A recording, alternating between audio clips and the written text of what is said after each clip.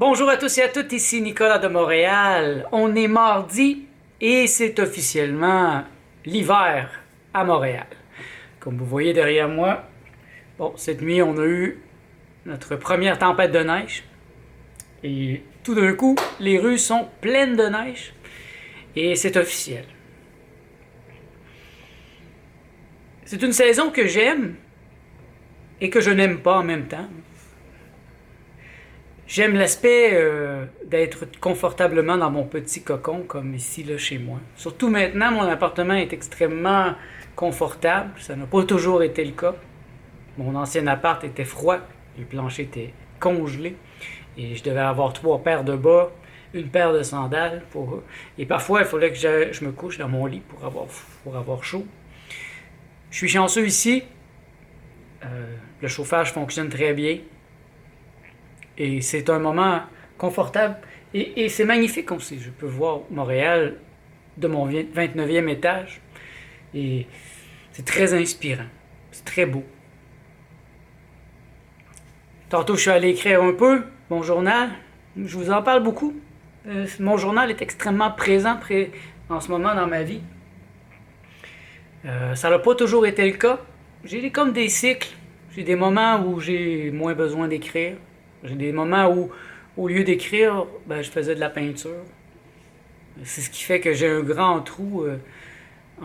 J'ai écrit beaucoup en 1990, 18 à 2002. J'ai arrêté. J'ai fait un petit journal en 2005. Et puis là, je pense que je recommence en 2008 de manière intensive.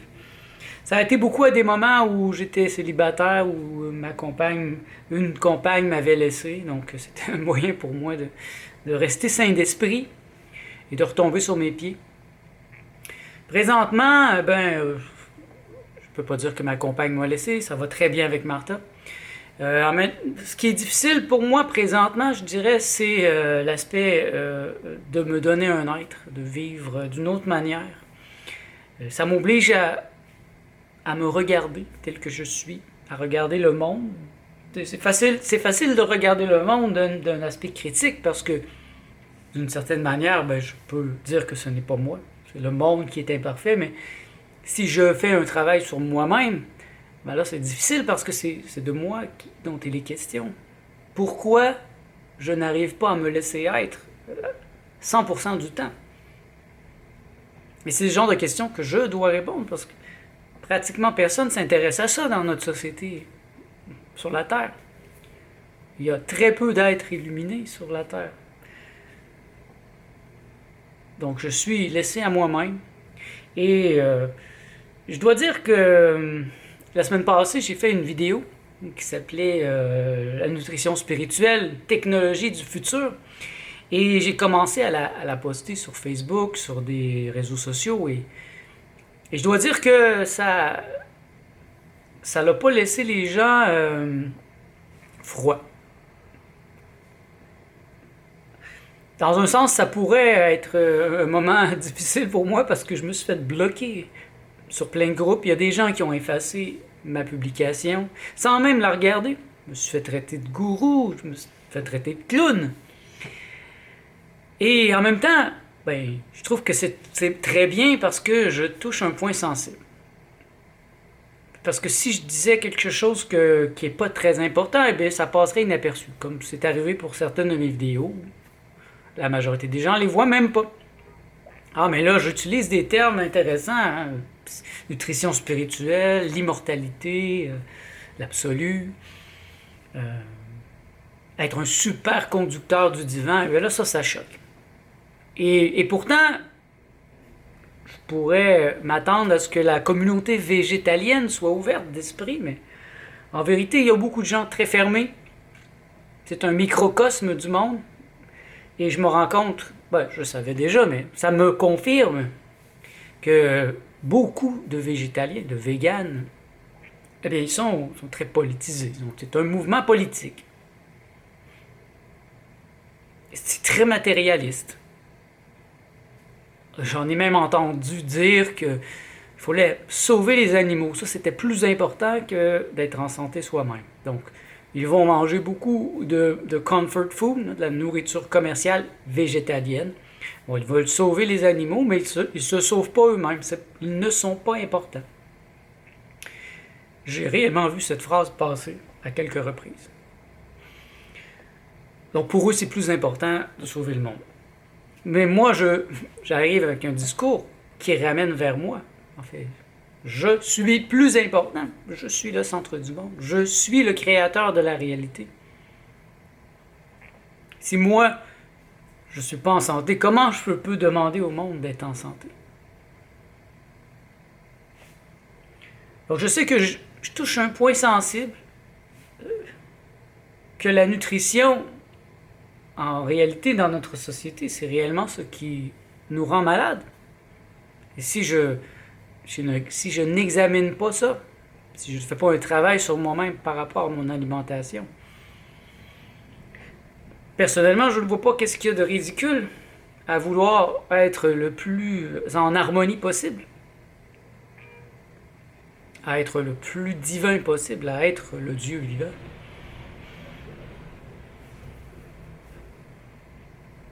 Je sais que pour certaines personnes, c'est très important, mais force est d'avouer que pour la majorité, ça n'a aucune importance. Et je me sens comme Néo, Néo du film La Matrice. Un Néo, il est sorti de la Matrice et quand il réentre, parfois il doit rentrer dans la Matrice, eh bien, il passe inaperçu. Les gens ne le voient pas. Ils voient un homme, ils voient un programme, mais très peu de gens peuvent savoir que c'est un homme qui est sorti de la machine et qui est rentré. Et c'est un peu la difficulté d'être obsédé par l'immortalité. Parce que si je reprends le mot d'Ulysse, c'est être immortel, c'est oublier les hommes et se faire oublier des hommes. Voilà, qui est très très difficile et vous voyez la difficulté à laquelle je suis présentement. C'est extrêmement difficile. Je me prépare d'une certaine manière à me faire oublier et à oublier les hommes pour entrer dans l'immortalité, pour être immortel. Et je n'arrive pas à partager ça avec le commun des mortels. Ils en ont rien à foutre et même ils vont devenir très agressifs. Bon, je l'ai vu. Cette semaine, j'étais bloqué sur plusieurs groupes. Comme je vous ai dit, mon post a été effacé. J'ai des gens qui ont commenté sans même avoir pris le temps d'écouter la vidéo. C'est le comble de la superficialité.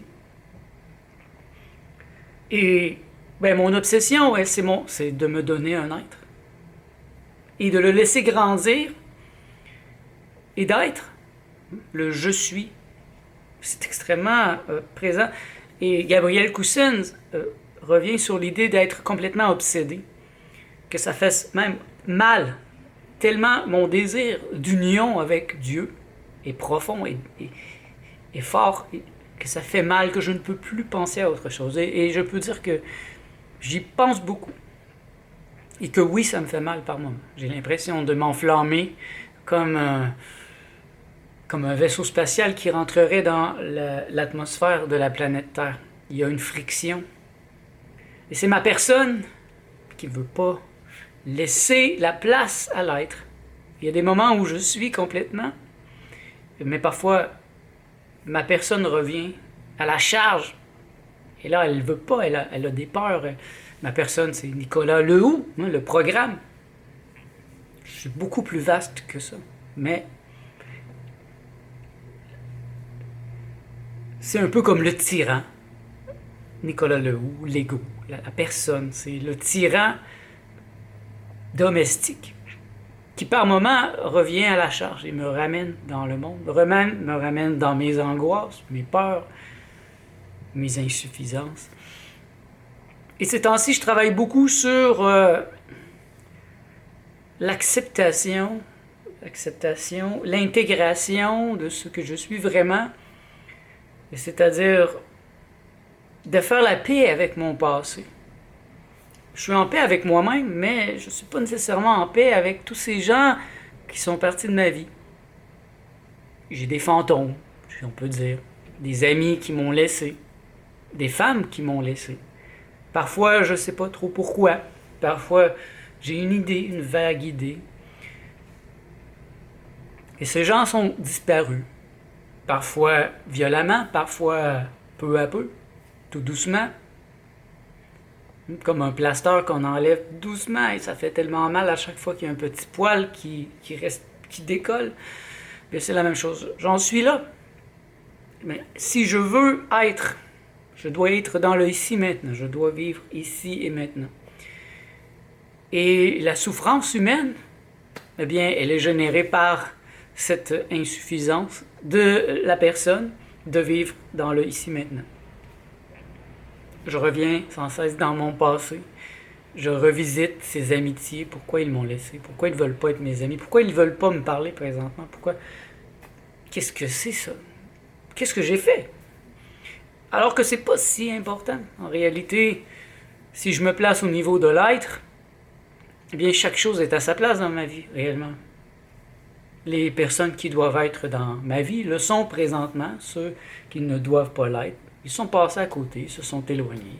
Et c'est correct, c'est parfait ici. Mais j'ai beau comprendre ça intellectuellement, c'est très facile à comprendre intellectuellement, avouez. Mais la personne est plus que juste un intellect, c'est un cœur, c'est plus. C'est des émotions, des sentiments, et puis j'en suis là. C'est comme la pointe d'un diamant, c'est extrêmement solide, c'est extrêmement difficile, dur, coupant.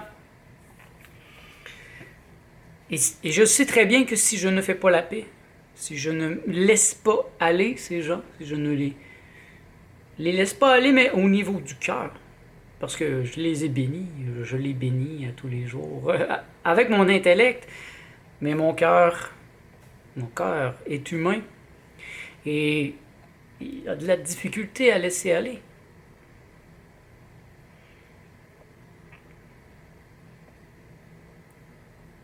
Je sais très bien que dans l'infini, je suis ami avec eux à l'infini. Donc ces gens qui sont partis de ma vie, ben je sais qu'un jour on se retrouve. À un certain point, on se retrouve dans l'infini, dans l'invisible. Et j'aimerais tellement être ami avec eux maintenant, mais c'est pas possible. Vivre ici et maintenant, voilà le grand défi, et c'est l'enseignement des grands maîtres, ici et maintenant. Où, sinon ici, quand, sinon maintenant. Et je sais que mon être est là, je le sens. C'est très abstrait. J'ai fait beaucoup de rêves cette semaine qui m'indiquent sa présence. Moi, je pense que la présence de l'être est signifiée par un enfant, un petit enfant, un bébé, comme l'être qui naît. Et j'ai fait des rêves cette semaine avec des enfants, de petits enfants, et j'avais tellement d'amour pour cet enfant. Par exemple, avant-hier, je fais un rêve et j'ai un petit bébé, tout petit, et je l'aime vraiment. Il m'aime aussi, je le prends dans mes bras et je suis très amoureux de lui. Mais il va et il descend l'escalier, il se plante et se casse la gueule 3 fois. Alors, je me dis, je vais lui enseigner comment descendre les escaliers. Alors, je l'assis dans un petit escalier chez mes parents. Et là, il me pisse dessus. Il y a tout le jet de pisse qui me revole dessus, partout sur le plancher. Puis là, je suis il faut que je le nettoie. Mais en réalité, si j'étais plus conscient, j'aurais réalisé, en fait, mon être me parle, mon être me dit. Parce que la pisse, pour moi, et dans le rêve, signifie la créativité. Donc, ça m'insulte quasiment de me faire pisser dessus, mais en réalité, c'est la créativité, le jaillissement de la créativité intérieure. Parce que La pisse, en fait, c'est quelque chose qui peut servir comme la merde, hein, ça peut servir d'engrais. Il y en a qui s'en servent pour faire pousser des plantes. Alors, mon être est en train de me dire, cesse donc de tenter de me dire comment descendre des escaliers, comment être rationnel. Regarde, la créativité, sois créatif, sois le plus créatif, sois hyper créatif. Parce que, on dit un Dieu créateur, je suis le Dieu créateur, je suis le créateur de mes réalités. Et c'est ça, c'est un peu ça, c'est pas une guerre, je dirais, c'est pas une guerre, c'est pas au point que c'est une guerre intérieure, mais il y a en moi ce mouvement, là, entre l'être, qui est super créatif, la créativité brute, l'aspect de l'artiste, et la personne qui se pose des questions, qui va dans son passé, qui veut avoir des réponses pour le futur. Qu'est-ce que je vais faire pour faire de l'argent dans le futur? Comment je vais survivre dans ce monde? Si ma compagne me laisse, qu'est-ce que je vais faire? Plein d'incertitudes qui ne sont pas réellement importantes puisqu'ils n'existent pas. Qui sait? Je pourrais très bien survivre à ma compagne et vivre jusqu'à 150 ans et qu'elle pourra être dans ma vie encore 50 ans. Et je n'ai aucune raison, présentement, d'angoisser sur le sujet. Pour l'argent, bon, j'en ai présentement. J'en ai juste assez. Et je dois faire confiance à ma créativité. Si je fais confiance à mon être et que je bénis l'abondance de l'infini, eh bien, je suis dans l'abondance de l'infini. J'aurai toujours le nécessaire. J'aurai jamais trop, mais je vais toujours avoir le nécessaire. Et si je n'ai pas assez, il va me suffire d'attendre et d'être réceptif. Et là, je saurai quoi faire. Vous voyez, c'est ça le mouvement. Parfois je pense plus que je suis, et parfois je suis plus que je pense. Parfois c'est la personne, parfois c'est l'être. Mais ce qui est douloureux pour moi, c'est que je voudrais être dans l'être. À 100%, je voudrais être un homme totalement réalisé. Et force m'est d'avouer que je ne le suis pas. Et ça génère une douleur. Et un désir encore plus fort de m'unir à Dieu. Vous voyez, c'est tout un processus. Et ce n'est pas atypique tout de même. C'est atypique dans le sens que peu de gens cherchent à devenir le Dieu vivant. Peu de gens cherchent l'illumination, l'éveil. Mais ce n'est pas atypique si je regarde l'histoire de ceux qui ont atteint cet état. Il y a ce qu'on appelle la nuit noire de l'âme. Un moment, un creux de noirceur juste avant la vague de lumière qui va frapper. Un peu comme un moment juste avant un tsunami. Dans certains pays où il y a un tsunami, eh bien, on a remarqué que les animaux sont extrêmement réceptifs. Généralement, ils sentent quelque chose qui s'en vient et ils s'en vont dans l'autre direction, alors que les êtres humains restent sur la plage à se prélasser. Je dirais que les animaux nous donnent l'image de l'être, de l'intuition, alors que l'être humain qui se prélasse sur la plage, n'ayant aucune idée que sa fin est proche, parce qu'il n'est pas à l'écoute, bien sûr, c'est la personne. L'ego, on pourrait dire. Je ne suis pas en train de démoniser l'ego. Moi, je ne suis pas dans une école de la psychologie. Par contre, c'est vrai que l'ego peut se mettre dans les jambes de la personne, de l'éveil, du processus. S'il est densifié, trop matérialiste. Puis il y a encore sur cette planète une majorité de gens qui croient que la conscience est simplement un effet du cerveau. Et c'est le cerveau qui crée la conscience. Alors que, pour moi, c'est évident que ma conscience, la conscience, manifeste le monde. Donc le monde est une représentation au cœur de ma conscience.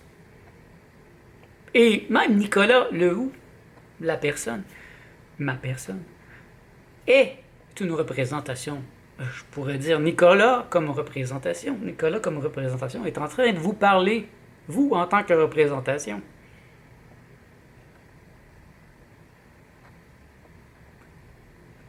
Je souhaite que ça puisse briser l'illusion. Le monde comme représentation. Ça, c'est le titre d'un livre, déjà, d'un grand philosophe. Donc, le monde est une représentation. Si j'étais plus hindou, si j'étais un hindou, j'avais une pensée hindouisante, ben là, je dirais, le monde est une illusion. Donc, c'est une illusion, un rêve, la Maya, duquel je dois me réveiller. Mais dans mon cas, étant jovialiste, immatérialiste, immanentiste, ben le monde est une représentation. Il n'est pas une illusion. Je ne suis pas illusionniste. Donc le monde existe réellement. Le monde est là. Il est vraiment là. Et je suis vraiment là. Mais je dois apprendre à le considérer comme une représentation, en être l'observateur. Et c'est ça l'exercice que je suis en train de faire beaucoup dans mon journal, de me détacher, d'observer ma vie sans être attaché. Que si je dois partir maintenant, eh bien que ça soit en paix. Et tant mieux si je peux vivre jusqu'à 150 ans, 500 ans. Mais si je dois partir aujourd'hui, je devrais pouvoir le faire en paix, avec la totale assurance que je suis en harmonie avec ce que je me suis donné à être. Et voilà bien ce qui est le plus difficile. C'est un réel défi. En fait, c'est plus facile de dire que c'est impossible de s'éveiller, parce que c'est contre nature. Et si vous le faites, eh bien, vous êtes sous la loi d'exception. Très peu de gens le sont présentement sur cette planète. Mais c'est à ça que j'aspire. Probablement que c'est à ça que vous aspirez aussi si vous écoutez encore cette vidéo. Parce que sinon, vous avez probablement... non, vous ne m'écoutez même pas de toute façon. Si vous ne pensez pas à quelque chose de similaire, cette vidéo est très ennuyante. J'en doute pas que beaucoup de gens n'auront pas écouté plus de 30 secondes de cette vidéo. Et c'est correct, c'est OK, parce qu'en fait, je me parle à moi-même. Et vous êtes une représentation dans ma pensée. Donc, je vous parle. Vous parlez vous-même en écoutant cette vidéo. Je suis vous, vous me parlez, je vous parle. Et c'est une partie de vous qui vous parle. L'absolu et le relatif. Voilà ce qui est très difficile à intégrer pour la majorité des gens, et c'est là-dessus que moi je bloque avec la majorité des gens. C'est cette idée de l'absolu et du relatif, de vivre dans le paradoxe. Gabriel Coussens, lui, parle du duel non-duel. Donc, Gabriel Coussens est un homme illuminé, éveillé, qui vit dans la non-dualité, mais il vit aussi dans la dualité. Il a un corps, il peut tomber malade, il a des sentiments, des émotions. Et c'est duel non-duel. Alors que dans le jovialisme, eh bien, c'est plutôt l'absolu et le relatif. La doctrine de l'absolu et du relatif. Je souhaite que je puisse contribuer à vos réflexions. Et je suis toujours intéressé à voir vos commentaires, vos suggestions, vos impressions de ces propos métaphysiques, ces propos spirituels. Merci d'être à l'écoute. On se revoit dans le prochain vlog.